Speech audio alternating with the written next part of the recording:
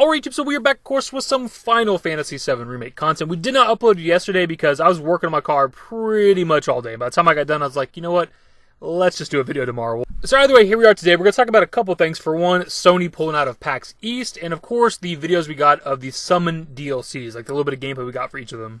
So first up, we're going to talk about Sony not being at PAX East this year, and the reason why this is even relevant at all to the remake is because obviously the game is a PlayStation exclusive, or at least a timed exclusive, and people were wondering if this was going to affect the game being there and being playable at PAX East. It's a genuine concern, I understand it, but I think we're okay when it comes to that situation. For anybody that's interested in going to PAX East, I know some people are going to that event specifically just to play the game, just to play the demo. I think we're okay there. For one, their booth seems to be independent of anybody else. It seems like Square Enix has their own booth, not a part of Sony or PlayStation or anything. And also, they haven't put out any public statements about also not attending PAX East. As for Sony not being at the event, that obviously sucks for a few reasons, but namely because of The Last of Us 2. Like, this was the event where the public could get their hands on the game for the first time. You could actually play it. And now that's not a possibility, so that does suck. On to the videos we got of Cactuar, Carbuncle, and Chocobo Chick. These were dropped on Twitter yesterday. They're each 24 seconds exactly. So first up, we have the Chocobo Chick summon that you get if you pre-order any copy of Final Fantasy VII Remake. Now, there's nothing too special here. He's in the same area that we've seen from the screenshot, fighting a sweeper enemy. So the only attacks we see Chocobo Chick use are a Thunder Magic attack, which we're told he's a magic user, and then we see him do the final attack when he leaves the battlefield, which is just a kind of small explosion. A little bit underwhelming, but I don't think we're expecting much from Chocobo Chick anyway.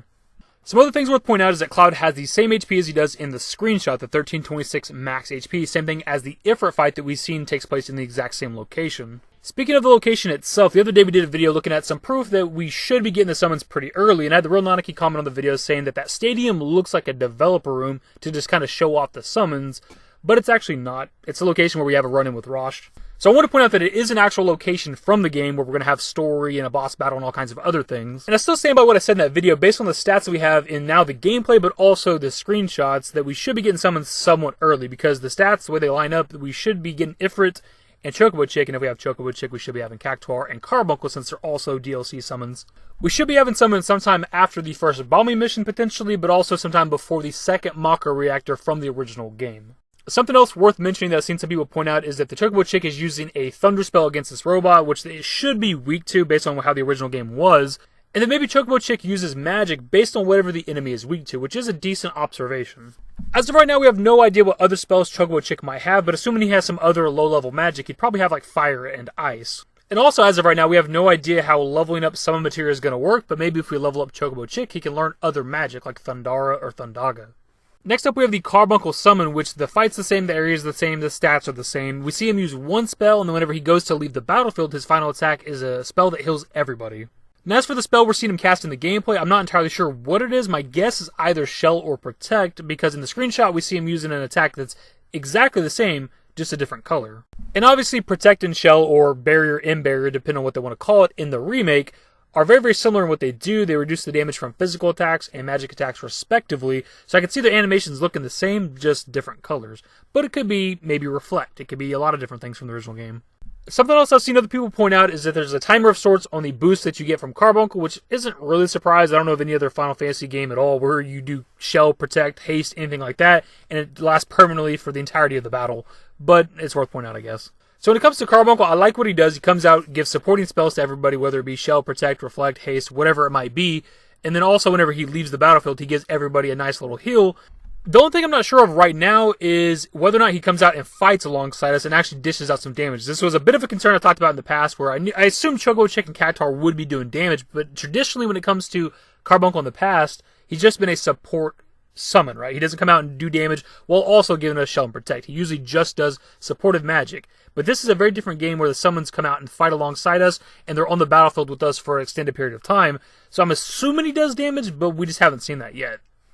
And lastly, we have the Cactuar summon, which is a bit interesting because it's different from the screenshot. Roughly the same area, but you're fighting Rude as opposed to the Hedgehog Pie enemy, and the stats are slightly different.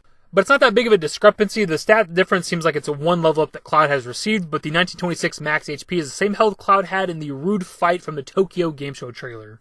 As for what Cactuar does in the fight, he shoots a bunch of needles at the enemy for about 4 to 5 seconds. They don't do that much damage. It seems like each individual needle has its own damage. It's single-digit damage, at least in this fight.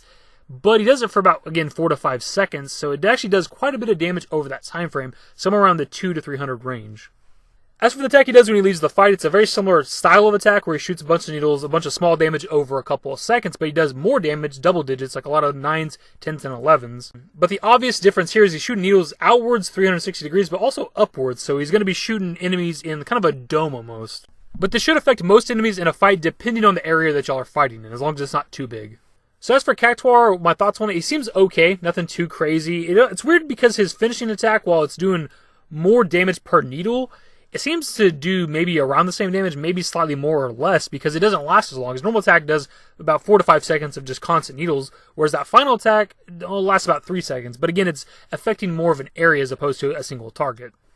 So as for my thoughts overall on the DLC summons, they seem okay, man. They're not too strong, not too weak either. And we don't even know the extent of how good they are, because Chocobo Chick could have more spells to use, and potentially is using whatever spells the enemy's weak to. And we're also not even sure what the spells are that Carbuncle has at its disposal, so it could potentially have some other great supportive magic. And we're also not sure if Carbuncle deals damage, so if you factor in some good supportive magic, the ability to heal when it leaves the fight, but also it's dishing out damage every now and then, that's an all-around great summon. And Cactuar's usefulness depends on how often he can attack. How often can he do those 4 to 5 seconds of constant needle barrages before he's forced to do his final attack and leave the fight? Because he can do quite a bit of damage in that short amount of time, but also something else I forgot to point out, whenever it shows him using his final attack, they make it a point to show that whenever Cloud hits after the final attack, that Rude gets staggered. So I'm wondering if maybe Cactuar doesn't have some usefulness there, to where maybe his attacks help stagger the enemy quicker, maybe? Like possibly because of all the constant individual attacks, maybe the enemy gets staggered quicker. I don't know, just a bit of speculation. So overall, when it comes to the DLC summons, I think they're good. Chocobo Chick you're technically getting for free, you just have to place a pre-order as opposed to buying after launch. When it comes to Cactuar, you get them alongside the Deluxe Edition, and a lot of people are buying that for the collectible items, so you can look at it like you're kind of getting Cactuar for free anyways there as well. Carbuncle to me seems like it has the most potential for usefulness, which I think makes a lot of sense because initially it seemed like he was only available with the First Class Edition, which is a very limited edition of the game, also a very pricey edition, but now we know you can get him with the Digital Deluxe Edition of the game. I've seen some people that seem a little bit underwhelmed by what some of the summons do, but the thing is they cannot be too strong, because if they were really strong, some of the best summons in the entire game, then you fall into the pay-to-win category, and that's not a good thing. You can't put really strong weapons and armors and summons behind paywalls, otherwise people are going to be complaining. I'm perfectly fine with the DLC summons being okay to good. They don't need to be great, they don't need to be super, super strong.